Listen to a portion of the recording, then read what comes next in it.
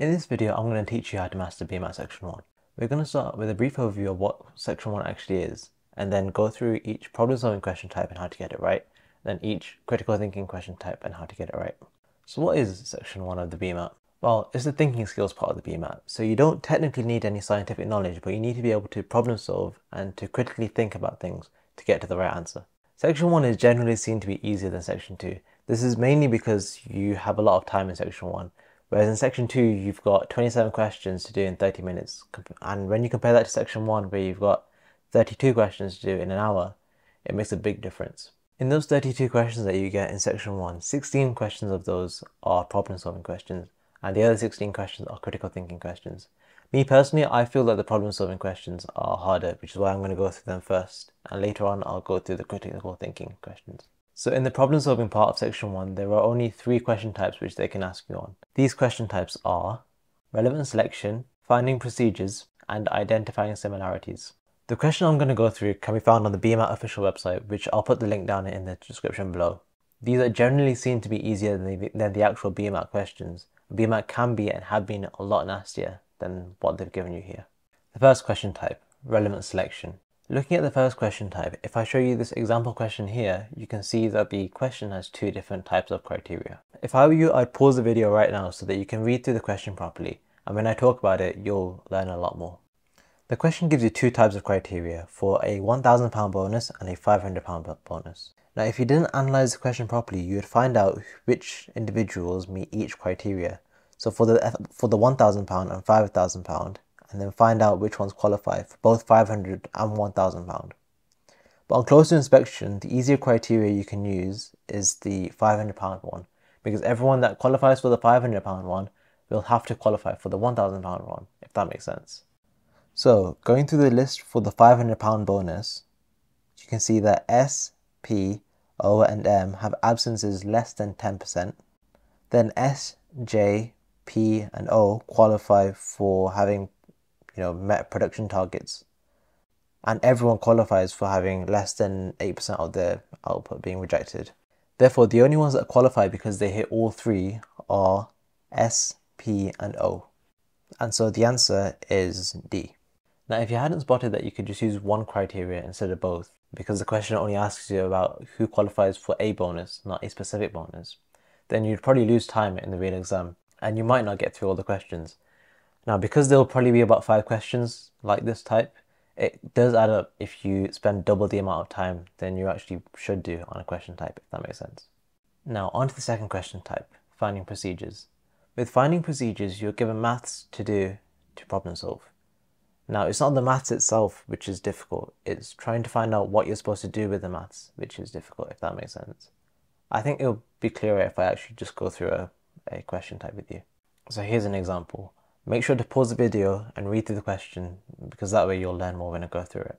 Now, this one here is a simple example, but for more complicated examples, you'll sometimes need strategies to find the correct procedure. That's exactly the type of thing that the Sigma Med Bmat course goes through. So if you're interested, just give it a look. The one reading 9 degrees is irrelevant here because it's not an extreme. But if the thermometer reading 10 is within plus or minus 2 of the true answer, and the one reading 7 is as well, that means a true temperature of 9 could give both readings, and so could a true temperature of 8.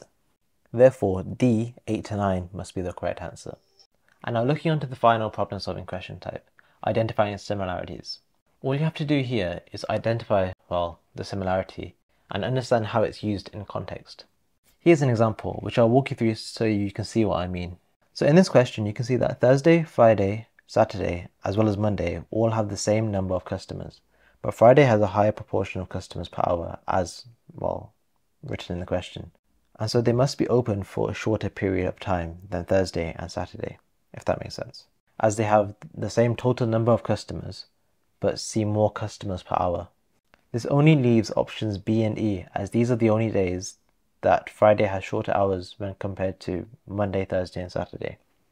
Now when you look at Tuesday, which is the other one which doesn't have a time next to it, you see that they see 3/4 the number of people compared to Monday. On Monday the shop's open for 10 hours, and therefore on Tuesday the shop must be open for less than 7.5 hours if the proportion of customers seen per hour is greater. And so option E is the only option which is correct. Now those were relatively simple questions compared to the stuff that you'll see in the Bmat. But if you don't see the pattern straight away, then things can get more difficult. Bmat can complicate things by making the maths more awkward, so that includes things like point and conversions. Now the SigmaMed Bmat course can help you out there by giving you strategies and ways just to make it more easy and set things out nicely so that it's a lot easier for you to get to the right answer. To help others get into Cambridge, me and my friend Faraz made a Bmat course on sigmamed.co.uk. It covers everything you need fairly comprehensively, including the strategies that we use to get top marks in the Bmat, content for section 2, and essay examples for section 3. We found some of the third-party resources were lacking, and the assumed knowledge guide can sometimes be a bit much to trawl through. Hence why we made the course to kind of condense everything down and get all the high yield stuff all in one place. Now, moving on to critical thinking. Critical thinking has 7 question types, but each question looks really similar to each other.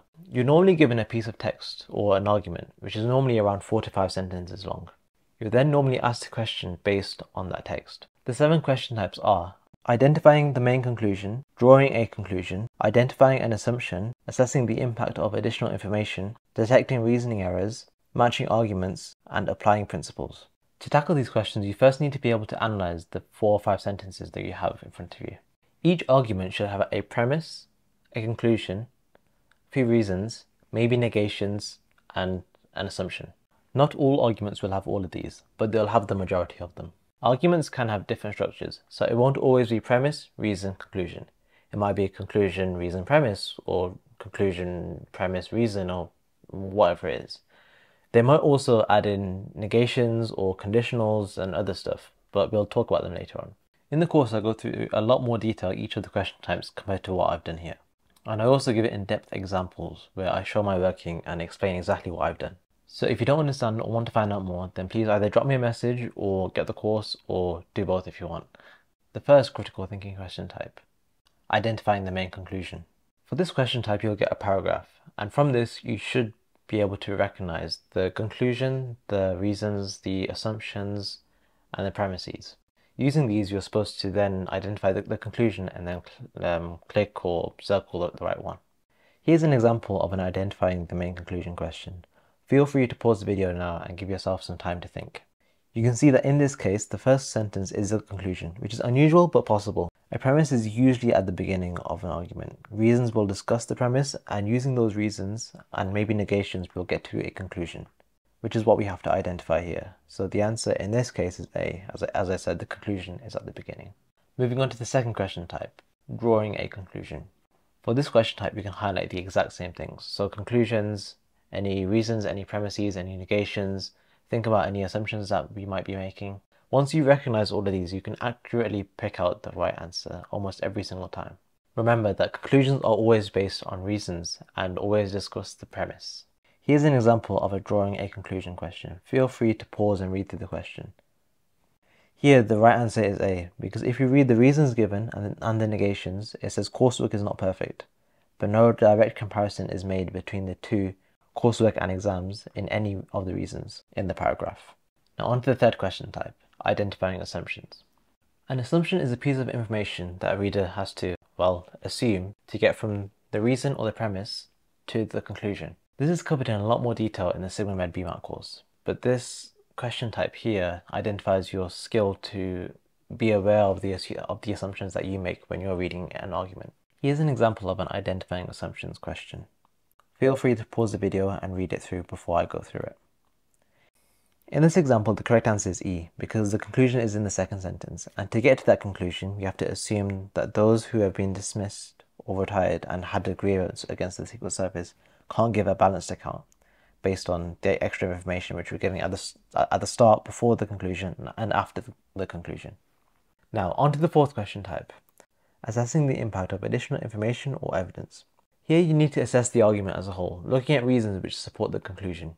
Once you've correctly identified the reasons and conclusion, it'll be a lot easier to find the correct answer. Here's another question. I think you know the drill by now. Pause and have a go if you wish. So here the conclusion is in the final sentence, and so we want to find an option which will negate this, because the question asks us to find something which will weaken the argument. Well, B would weaken the argument, as it directly negates the first sentence, which is a reason for the conclusion given. If polar bears in the wild engage in obsessive patterns of behavior, then there's no reason to call captivity unsatisfactory. Now, on to question type number 5, detecting reasoning errors. Now, in these questions, we're asked to identify the flaw in an argument, which means you have to explain why an assumption or the logic you use in an argument is wrong or breaks down. Here's an example. Pause to give yourself time to think. Here the answer is C, because the danger of rabies would increase, because pets wouldn't be smuggled and more likely to get in, and therefore there's a greater chance that a rabid animal would get in and spread rabies. This question type is generally simple, but some do get complex in the exam, so make sure you keep an eye out. Now, question type number 6, matching arguments. I think this is my personal favorite one, because you don't actually need to know about the content that's being talked about in the argument. You just need to be able to identify the argument structure or pattern, and then identify a similar argument's structure or pattern in the answers. Here's an example I can walk you through. Make sure to pause before I go through it. Here you can see that the paragraph doesn't start with a conditional or an if sentence, so it can't be A or B straight away without even looking at the rest of the question.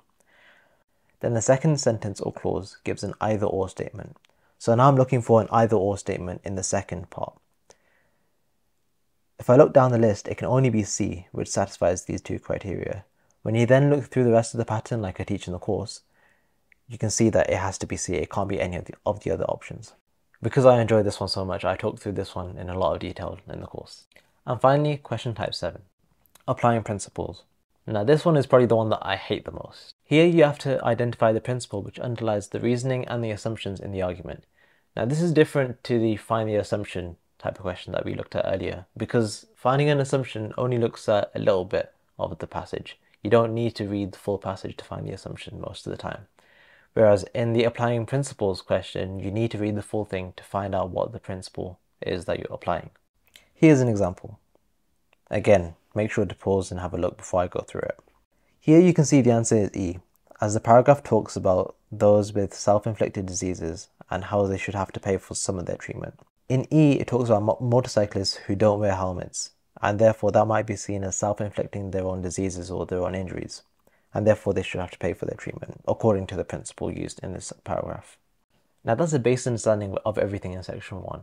If you guys want to get faster at section 1, for example, then you'd probably either have to do a lot of questions yourself, or get the course, or do both. You need to develop your strategies so that you can get everything done within the hour. Like I said before, it's not as time pressured as section 2, but time is still a factor and can't just be ignored. Now, if there's anything else that you want me to go through in the future, section 2, any question walkthroughs or anything like that, then please let me know. Please leave me a comment down below or whatever it is. Let me know so that then I can do more of it and give you guys stuff. I've noticed that on YouTube there's not too much Bmat content, so if there's a gap that you want me to fill in, like question walkthroughs or anything like that, just let me know. Thank you, and I'll see you next time.